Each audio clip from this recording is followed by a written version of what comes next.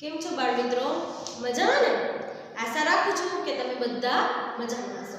તો બાળ મિત્રો, આજે આપણે ધોરણ 5 ભણીશું, જેમાં ભણીશું ગુજરાતી, જેમાં આપણે ભણીશું પાઠ 13 ભારત રત્ન ડોક્ટર આંબેડકર. બરાબર, આપણે શું ભણવાનું છે? પાઠ 13 ભારત રત્ન ડોક્ટર આંબેડકર.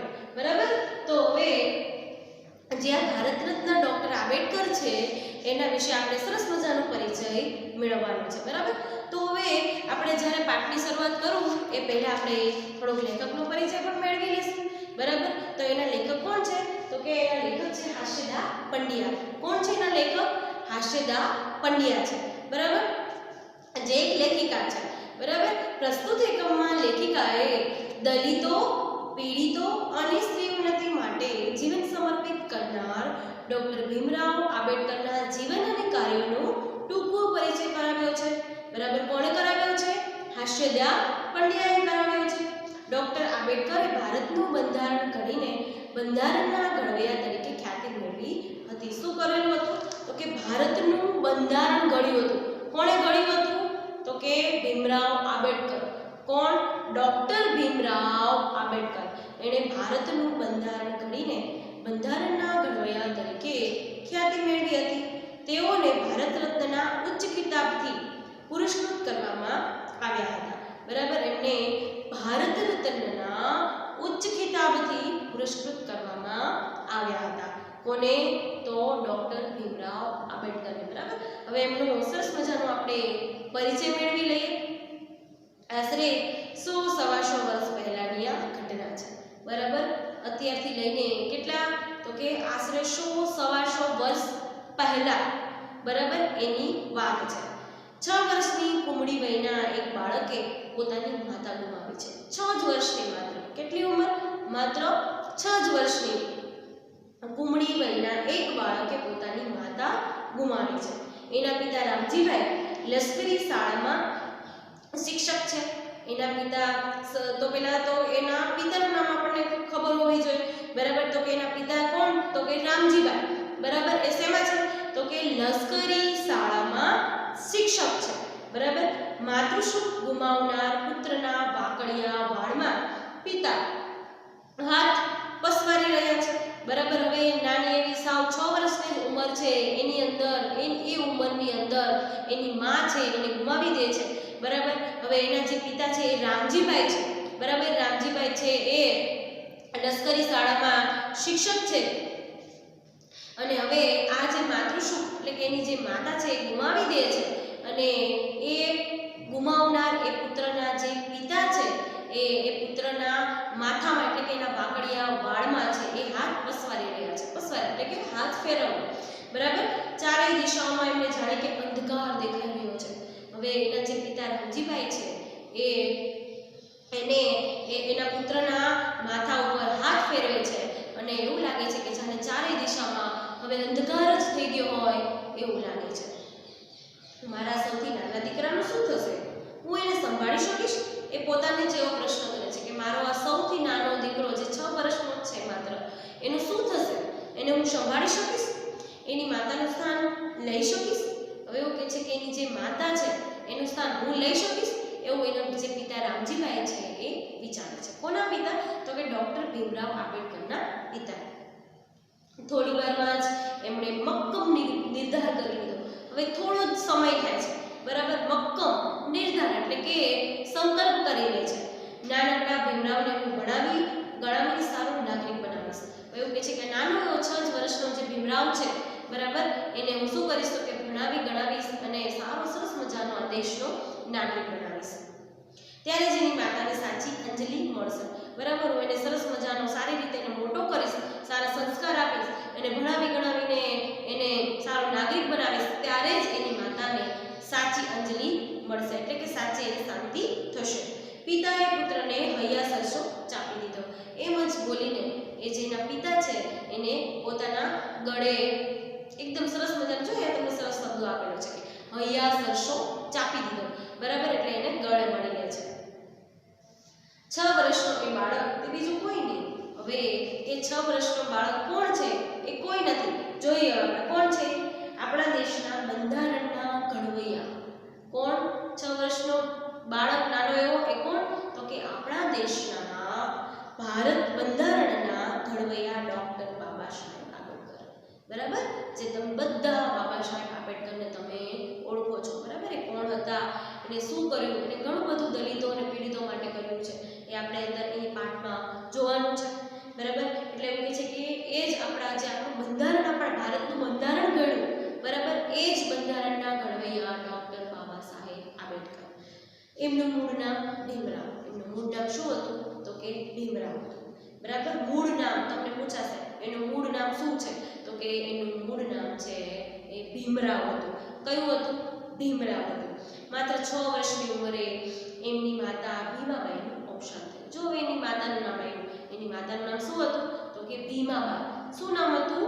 ભીમાબાઈ. અને એના જે પિતા છે એનું નામ શું હતું? તો કે રામજીભાઈ. બરાબર? અને માતાનું નામ ભીમાબાઈ હતું. બરાબર? હવે એ ભીમાબાઈ છે એ અવસાન પામે છે. બરાબર? 6 જ વર્ષની ઉંમરમાં એમને છોડીને ચાલ્યા જાય છે. ડોક્ટર બાબા સાહેબ આંબેડકરને છોડીને જતા રહે છે. બરાબર? કોણ? તો કે એમના માતા છે એ ભીમાબાઈ. બરાબર?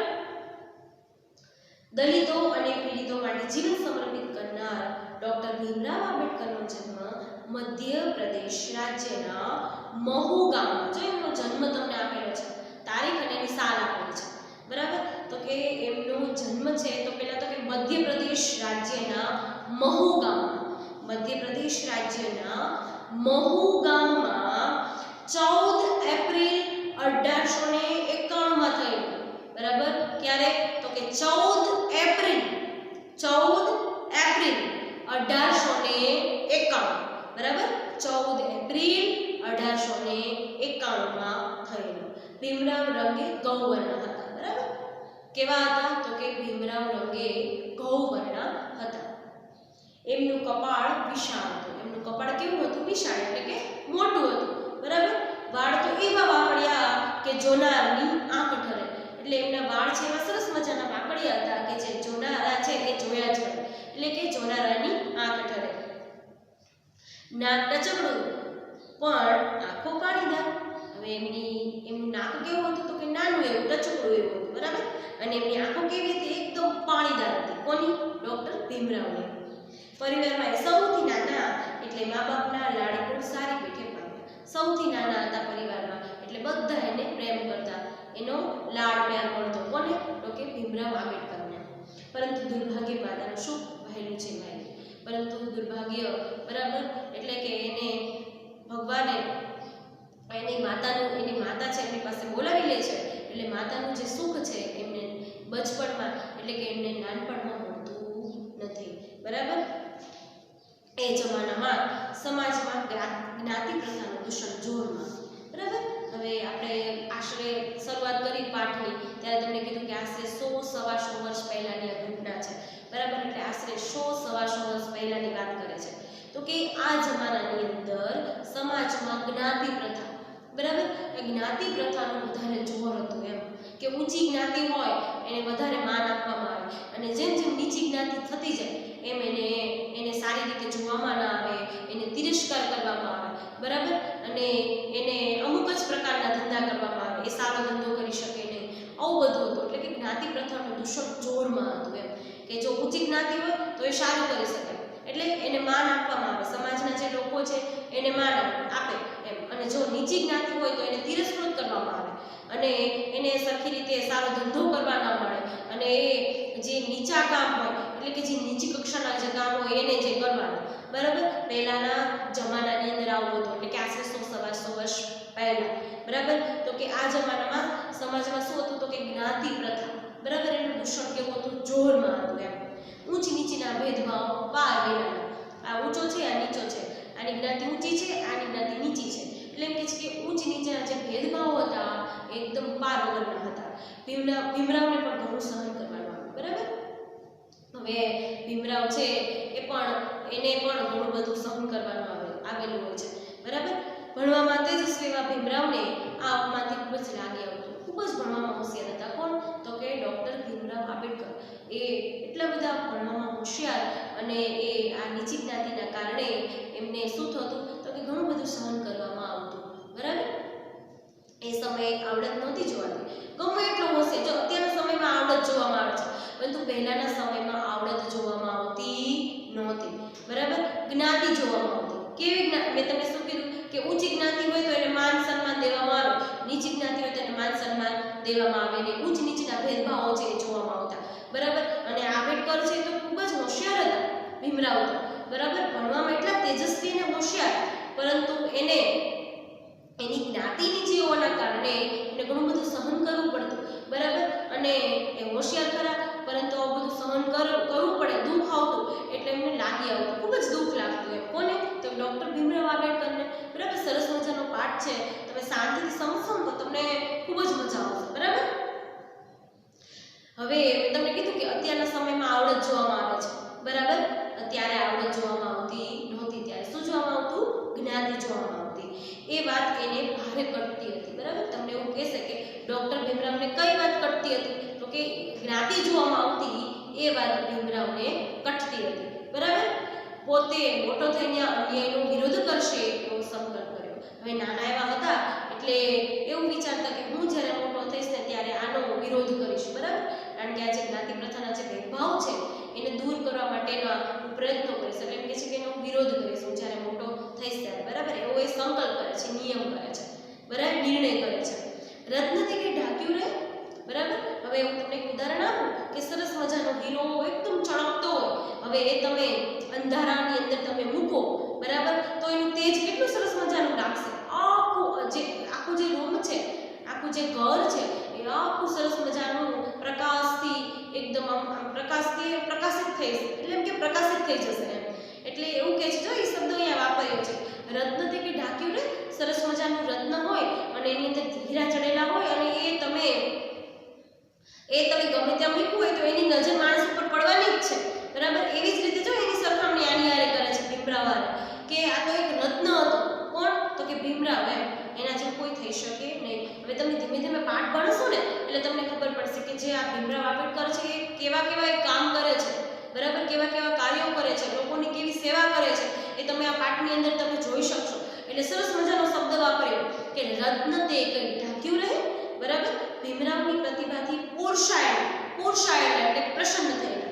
બરાબર, તમે શબ્દ સમજૂતીની અંદર તમે અહીંયા જોઈ શકો છો કે પોષાયેલા એટલે પ્રસન્ન થયેલા. બરાબર, હવે એવું કહે છે ભીમરાવની પ્રતિભાથી પોષાયેલા એટલે પ્રસન્ન થયેલા વડોદરાના મહારાજા સયાજીરાવ ગાયકવાડે એને ઉચ્ચ અભ્યાસ માટે શિષ્યવૃત્તિ આપી. બરાબર, ખૂબ જ હોશિયાર હતા એટલે કોણે એમને શિષ્યવૃત્તિ આપી? એટલે કે ભણવામાં શિષ્યવૃત્તિ એટલે કે એને સહાય કરવી પૈસાની, કે જે આગળ ઉચ્ચ અભ્યાસ માટે ભણી શકે. બરાબર, એની પાસે જો પૈસા હશે તો એ ઉચ્ચ અભ્યાસ કરી શકશે, આગળ ભણી શકશે. બરાબર, તો કે વડોદરાના જે મહારાજા છે સયાજીરાવ ગાયકવાડ છે એમને ઉચ્ચ અભ્યાસ માટે શિષ્યવૃત્તિ આપી. પછી તો જાણે ભીમરાવના પગે પાંખો જ ફૂટી. બરાબર, પછી એવું કહે છે કે જાણે કેમ એના પગે પાંખો ફૂટી હોય એવું ભીમરાવને લાગે છે. અને ભીમરાવ આગળ વધવા માટેના અનેક પ્રયાસો કરે છે. કોણ? ડૉક્ટર ભીમરાવ આંબેડકર. બરાબર, જોઈએ એમને કેવી રીતે ડૉક્ટરનું પદ મળે છે, શું કરે છે એટલે એમને ડૉક્ટરનું પદ મળે છે, એ પણ જોવાનું છે અહીંયા. બરાબર, એનું મૂળ નામ તો શું હતું? ભીમરાવ જ હતું.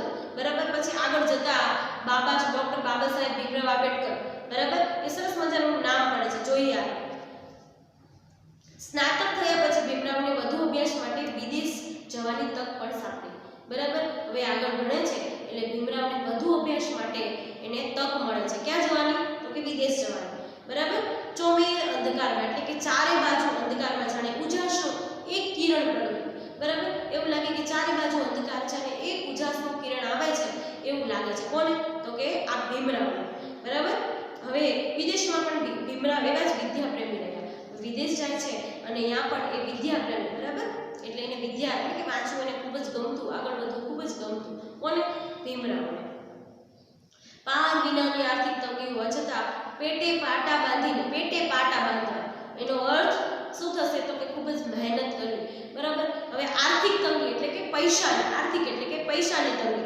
બરાબર, ખૂબ જ તંગી હોવા છતાં ખૂબ જ મહેનત કરીને એટલે પેટે પાટા બાંધીને, જો તમને આ શબ્દ વાપર્યો.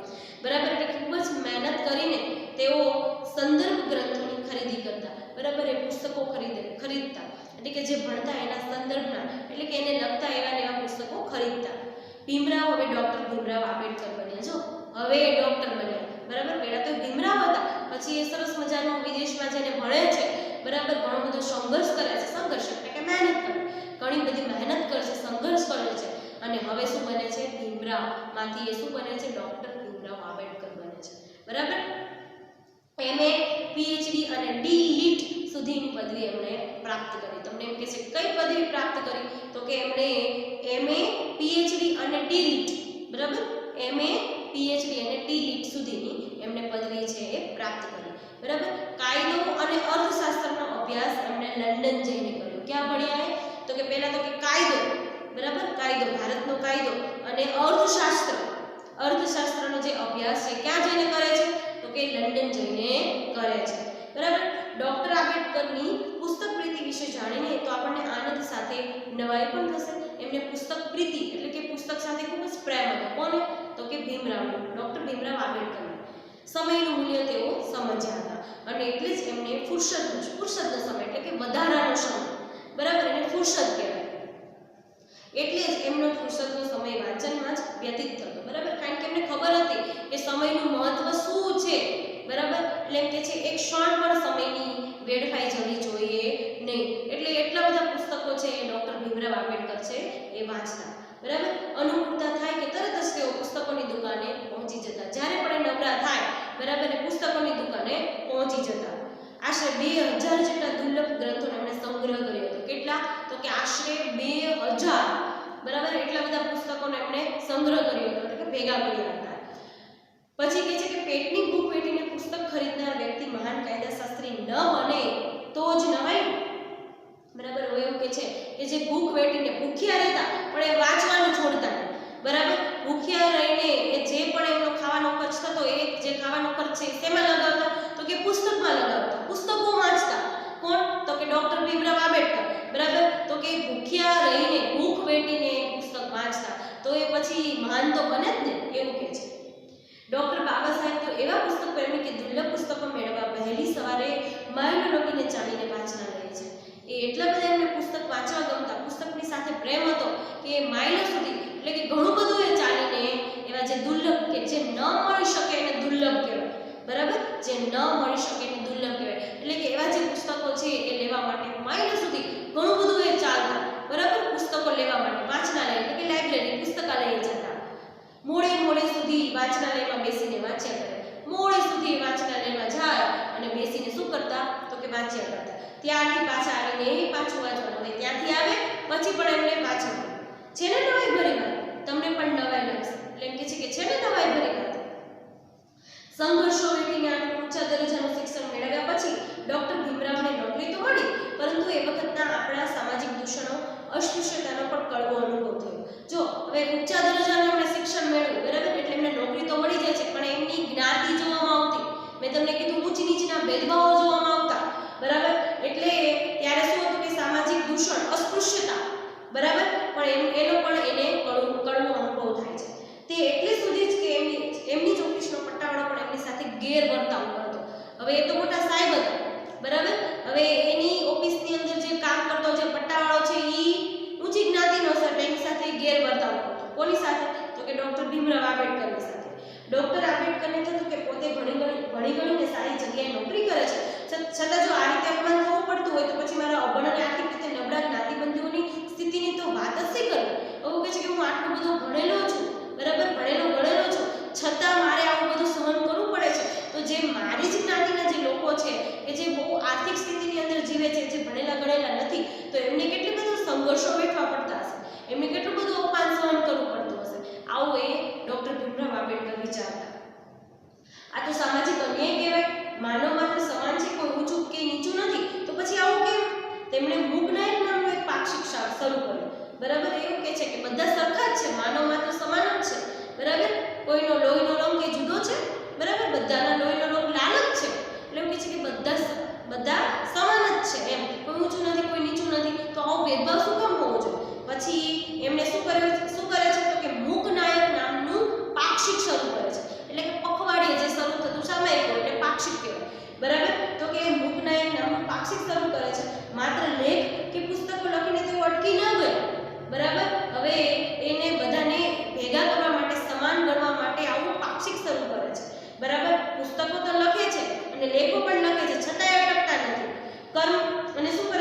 કર્મશીલ પણ બનીએ એના માટેનો પ્રયત્ન કરે છે, ખાલી લખતા નથી, પ્રયત્ન પણ કરે છે. કોણ? ડોક્ટર ભીમરાવ આંબેડકર. 20 જુલાઈ 1924 ના રોજ એમણે બહિષ્કૃત હિતકારની સભા નામની સંસ્થાની સ્થાપના કરી. તો ક્યારે? તો કે 20 જુલાઈ 1924 ના રોજ એમણે બહિષ્કૃત હિતકારની સભા નામની સંસ્થાની સ્થાપના કરી. આ સંસ્થા દ્વારા સામાજિક ઉત્થાનની અનેક પ્રવૃત્તિઓ થવા લાગી. એટલે કે સમાજ છે એ ધીમે ધીમે ઊંચું આવતો જાય એના માટેની એ પ્રયત્ન કરતા. અને કઈ સભાની સ્થાપના કરી, સંસ્થાની સ્થાપના કરી? તો કે પહેલા તો સભાની બહિષ્કૃત હિતકારની નામની સભા, બરાબર, એવી સંસ્થાની એમને શું કરે છે? એ સ્થાપના કરે છે. બરાબર. તો મિત્રો આના પર તમારે હોમવર્ક કરવાનું છે, જે તમારી નોંધપોથીની અંદર તમારે ફરજિયાત નોંધી લેવાનું છે. બરાબર. તો તમારું હોમવર્ક છે, તમારી નોંધપોથીની અંદર તમે નોંધી લેજો. તો તમારો હોમવર્કના પ્રશ્નો છે. બરાબર. તો હોમવર્ક છે તમારું, ડોક્ટર આંબેડકરનું મૂળ નામ શું હતું? બરાબર. આનો જવાબ પણ તમને હવે આવડે છે. બરાબર. બીજું છે ડોક્ટર ભીમરાવના માતા પિતાના નામ જણાવો. એ પણ તમને ખબર છે. ત્રીજું, આંબેડકરને કઈ વાત પડતી હતી? બરાબર. શું તમને બધાને ખબર છે કે એનો જવાબ શું આવશે? બરાબર. મારે તમને જવાબ કહેવાનો આવતો નથી કારણ કે તમને બધાને આવડે છે. બરાબર. આંબેડકરે કઈ પદવી પ્રાપ્ત કરી? બરાબર. એ કઈ પદવી પ્રાપ્ત કરે છે? આ તમારું હોમવર્ક છે જે તમારે ફરજિયાત કરવાનું છે. બરાબર.